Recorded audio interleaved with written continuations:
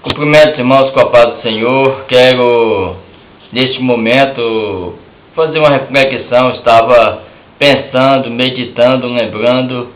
Um ano se passou em que nós nos despedimos aqui da igreja, dos irmãos, e ainda hoje tenho a imagem muito viva, assim, de cada abraço recebido, de cada aperto de mão, de cada palavra que foi dada, nos incentivando a vir, relatando o sentimento de saudade.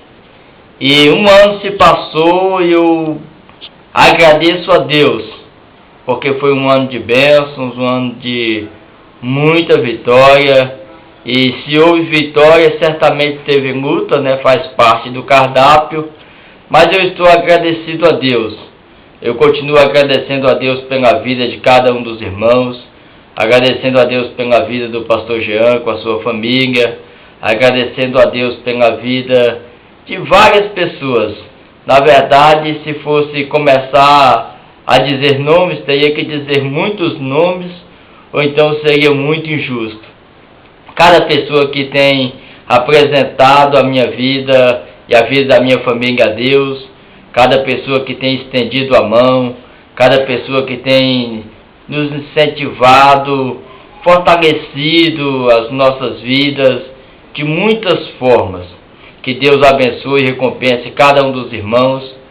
Estou muito grato a Deus, vendo as promessas de Deus se cumprindo, se concretizando em minha vida aqui em Juazeiro do Norte. Então agradeço aos irmãos, os irmãos que já contribuíram com a compra do terreno. Que Deus abençoe vocês muito, muito, muito mesmo. Que as bênçãos de Deus sejam derramadas. Aqueles que prometeram, irmão, fé, exercite a sua fé. Eu sei que você prometeu não só por emoção, mas por um projeto de Deus. Não perca a oportunidade de fazer parte desse projeto. Talvez você que não prometeu nada, mas estamos quase lá. E eu acredito que com a sua oferta você vai estar nos abençoando, concretizando este projeto. Você vê um terreno que agrada, supre as nossas necessidades.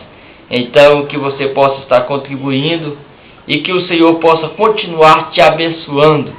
Hoje eu não estou aí para abraçá-los, mas mando o meu abraço, um abraço apertado em cada um de vocês, desejando que 2012 seja um ano de muitas bênçãos, de muitas vitórias.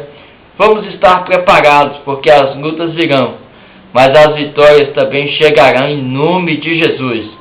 Eu já espero os irmãos aqui que puderem vir no dia, na nossa festa, né? Iniciar o ano com festa, e vamos seguindo aí até o momento que Jesus nos permitir.